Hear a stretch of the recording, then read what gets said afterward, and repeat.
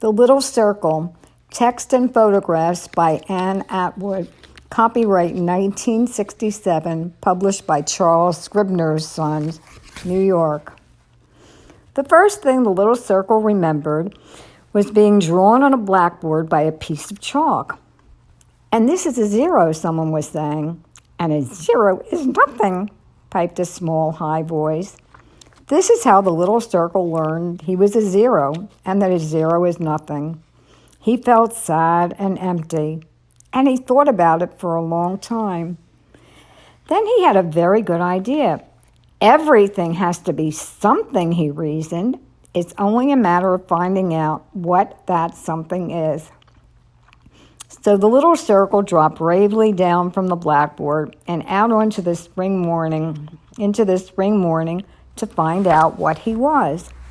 Soon he saw a child rolling a hoop across a hill. At the sight of the hoop, he had a strange and lovely feeling. "I must hurry and catch up with it," he thought. With all the speed he could manage, he drew up beside it. "Wait," he called. "What do you want?" asked the hoop. "I'm trying to find myself," said the little circle breathlessly. The hoop nodded. "Stretch yourself out and slip inside me," it said.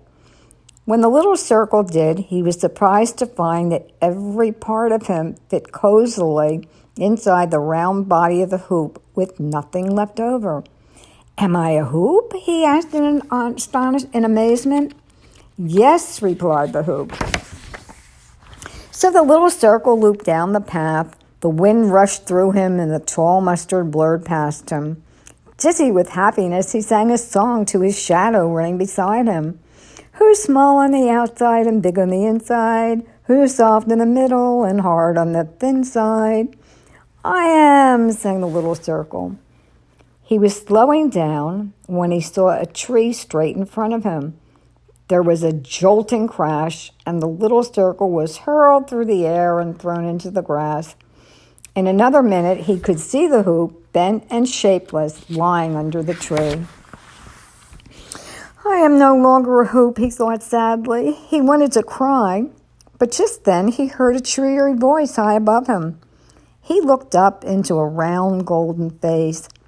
"I am a daisy," said the face, smiling. "Won't you come in?" And the little circle pressed himself inside. He was too sore and tired to notice what a snug fit it was. He only knew he felt warm and spongy as he fell asleep. While he slept, he dreamed he could make himself into anything at all. When he woke, he began to stir, but there was no room in which to move. "Am I a daisy?" he asked. "Yes," said the flower. "Then I am a hoop and a daisy," said the little circle in wonder. "Of course, and that is only the beginning," promised the daisy. "Then I can't stay any longer," said the little circle. "I must hurry if I'm going to find out all the things I am." And he eased himself gently out of the flower so he would not leave a dent in its soft, round rim. He wheeled along, humming as he went. "Who runs like a hoop, who sleeps in a flower, who's likely to be something else in an hour?" "I am," sang the little circle. And in less than an hour, the little circle came to a lovely garden. Patches of purple and gold flowers spread through the lawn. In the distance, water was falling over the ledge. The little circle tilted to the trees and hedges till he came to a fountain. "Play with me," the fountain called. Reaching it, the little circle looked deep down into a pool of dancing diamonds. Around the diamonds, a ripple was spinning, and around that, a ripple swirled another ripple, and around it another. Each ring was wider and larger than the last. They all shimmered in the sun. The little circle could scarcely contain himself. "I must be a ripple," he thought. But just to be sure, he decided to try the smallest ripple first. For a long time,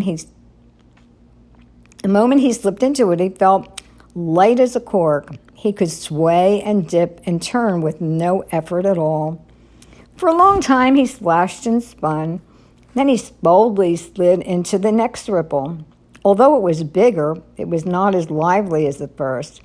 He bobbed gently up and down, singing his riddle. Who sleeps in a daisy? Who rolls down a mountain? Who's round as a ripple and plays in a fountain? I do, sang the little circle. The sun warmed him. He was airy and very sure of himself. So he tried all the ripples. The larger they were, the quieter they became. He was floating lazily on the last and widest ring when a bat began to slip out from under him. It went down, down, down into the water. The little circle just had time to reach the edge of the pool and tip himself over into the thick grass. It was soft and green, but it wasn't grass.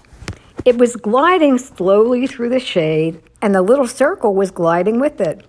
He was surrounded with dazzling jewels. Cool blue sapphires turned to bright green emeralds as they drifted out of the shadows into the sun. Each gem was set in glistening gold. Who are you? He asked in astonishment. The jewel nearest him replied, I am the eye of a peacock's tail. What's the eye of a peacock's tail? Questioned the little circle. A beautiful thing, said a voice. And that satisfied the little circle, for he was gazing in wonder at the jeweled eye. The colors in its center were changing from green to purple and then to silver blue. He longed to sink down into the gold velvet oval around it. Am I the eye of a peacock's tail? He whispered. Not quite, it answered, but almost. Almost, echoed the little circle. He felt like singing a sad song, and he felt like singing a glad song, both at the same time. But he couldn't think of any words for the song he wanted to sing. Then, with no warning, he felt himself rising. The branch of a tree was coming closer and closer. As the peacock's feathers fluttered in the wind, the little circle was tossed into the tree. Swinging his way along the branch, he tumbled into a small, tight nest. It was made of twigs and grasses. It smelled of sunshine. Welcome, it said. And indeed, he felt welcomed, for he felt nestled neatly into it. I am a nest, he said aloud, for he didn't even have to ask. This time he was sure. The baby birds he was holding lay in the shadows, fast asleep. The little circle was so content he decided to take a nap. But first he looked down to see where the peacock had flown. It was sitting in a nearby tree, its long tail rippling down. The little circle thought of a wistful riddle. Who has gold and emerald rings? Who has magic carpet wings? Who is one of the most beautiful things? I am, almost, sighed the little circle. And then he went to sleep. The loud, hungry cries of the baby birds awakened him. The mother bird was dropping worms into their large, open mouths. The little circle yawned and stretched. Being a nest gave him a safe and sleepy feeling, but he was ready to go on. Goodbye, little sparrows, he said. Soon you will be leaving too. And he shifted himself over onto a branch. He wasn't sure how he was going to get down, so he settled into the crotch of the tree until he could think of something.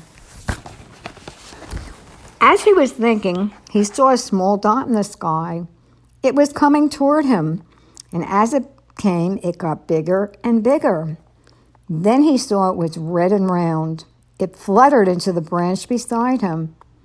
As it bumped the branch, the leaves held it fast. The smooth red ball came to a stop. Hello there, said the little circle. Who are you, and what are you doing here? Nothing I want to be doing, sighed a breezy voice, for you see, I'm a balloon. The little circle was looking intently at the red ball. I too am a balloon, he announced excitedly. I'll ride with you. And he leaned toward it. Carefully, warned the balloon. I am very fragile. So the little circle fitted himself cautiously around the balloon. It quivered, but just enough to free itself. Then they were sailing away into the sky. The little circle looked down at the tops of the trees. I have come a long way from being nothing, he thought, and he felt like singing a riddle about the balloon. There's nobody near it to steer it or spin it, yet who can fly to the sky in a minute? I can, sang the little circle. He bounced softly in the wind as the balloon rose higher and higher. Below him, a roller coaster fence dipped up and down over the green hills. He was light as the clouds floating with him. After a while, a seagull flew under him.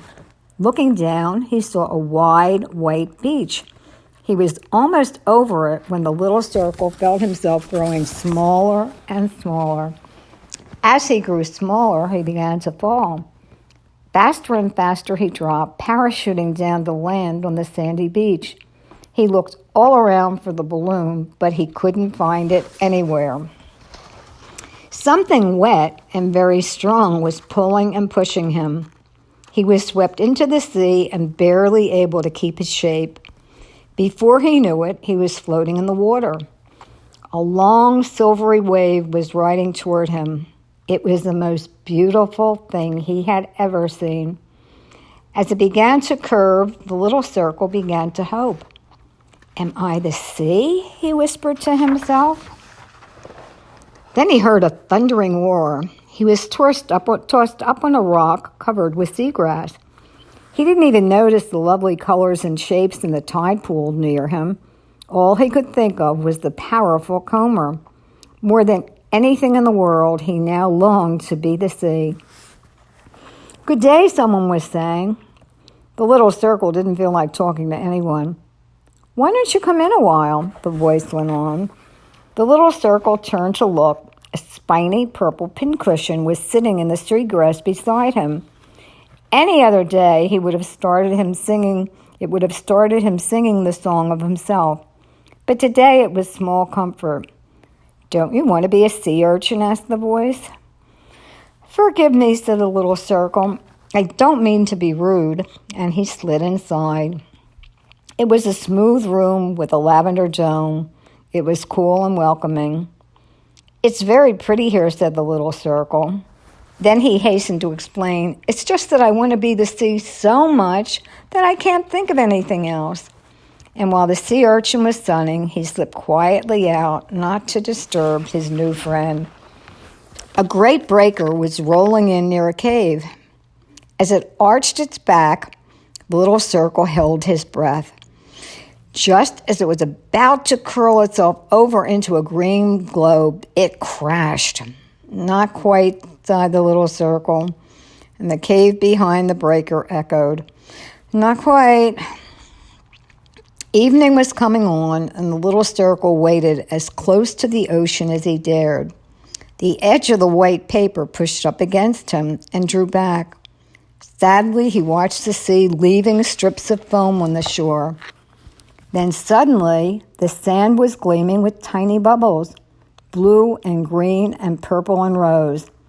As they broke, they made a tinkling sound like the faint and faraway bells, like the sound of faint and faraway bells. Each one was chiming, "Come and sing with me." The little circle felt a tingling of joy. He squeezed into the one nearest him. Through the mist, he could see the others twinkling like rainbows. He felt filmy and moist. I am the sea, he cried, scarcely believing it. Above him, the clouds were drifting in, and as he looked from shore to sky, the little circle saw the round gold sun. The song inside him grew louder and louder. So he began to sing a new riddle, and it was longer than any riddle he had ever sung before. Who whirls like a top, who's soft as a daisy? Who holds baby sparrows, who's red, round, and lazy? Who's shiny and spiny and covered with foam? Who has a window of rainbows at home? Who's the moon flying free? Who's the sun in the sea? Me, answered the little circle. And so I invite you to find yourself in everything. Lots of love. Read by Sheila Finkelstein. your communication and connections coach.